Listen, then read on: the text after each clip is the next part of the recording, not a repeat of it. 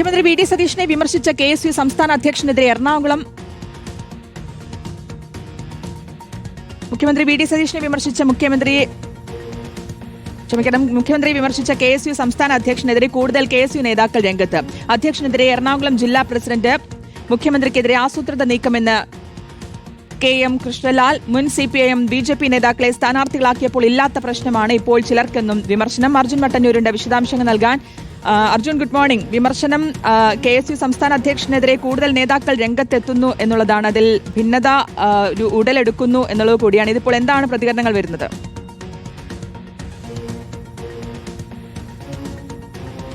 മുഖ്യമന്ത്രി KSU തർക്കത്തിൽ KSUവിൽ തന്നെ ഭിന്നത ഉടലെടുക്കുകയാണ്. ഇന്നലെ തന്നെ പലരും പരസ്യ പ്രതികരണവുമായി രംഗത്ത് വന്നിരുന്നു. പ്രത്യേകിച്ച് KSU സംസ്ഥാന ജനറൽ സെക്രട്ടറിയായ മുബാസ് ഓടക്കാലി അടക്കമുള്ളവർ മുഖ്യമന്ത്രിക്ക് പിന്തുണയുമായി KSU സംസ്ഥാന അധ്യക്ഷനെ തള്ളിപ്പറഞ്ഞുകൊണ്ട് രംഗത്ത് വന്നിരുന്നു. ഇപ്പോഴിതാ കൂടുതൽ നേതാക്കൾ മുഖ്യമന്ത്രിക്ക് പിന്തുണച്ചുകൊണ്ട് രംഗത്ത് വരികയാണ്. പ്രത്യേകിച്ച് KSU ജില്ലാ പ്രസിഡന്റ് KM കൃഷ്ണലാൽ അടക്കമുള്ളവരാണ് ഇപ്പോൾ മുഖ്യമന്ത്രിക്ക് പിന്തുണയുമായി രംഗത്ത് വരുന്നത്. ഇതിൽ പ്രധാനമായും പറയുന്നത് മുൻ CPM BJP നേതാക്കളെ സ്ഥാനാർത്ഥികളാക്കിയപ്പോൾ ഇല്ലാത്ത പ്രശ്നം ഇപ്പോൾ ചിലർക്ക് ഉണ്ട്. മുൻകാല രാഷ്ട്രീയം ഉപേക്ഷിച്ച CPM BJPക്കാരെയാണ് ഇപ്പോൾ പ്ലീഡർമാരായി നിയമിച്ചിട്ടുള്ളത്. പാർട്ടിക്കകത്ത് പരാതികൾ ഉന്നയിക്കാൻ അവസരമുണ്ട്. എന്നാൽ പരാതികൾ ആദ്യം മാധ്യമങ്ങൾക്ക് മുന്നിലേക്ക് എത്തുന്നത് ആരെ തൃപ്തിപ്പെടുത്താൻ വേണ്ടിയാണ് എന്നും കൃഷ്ണലാൽ ചോദിക്കുന്നുണ്ട്.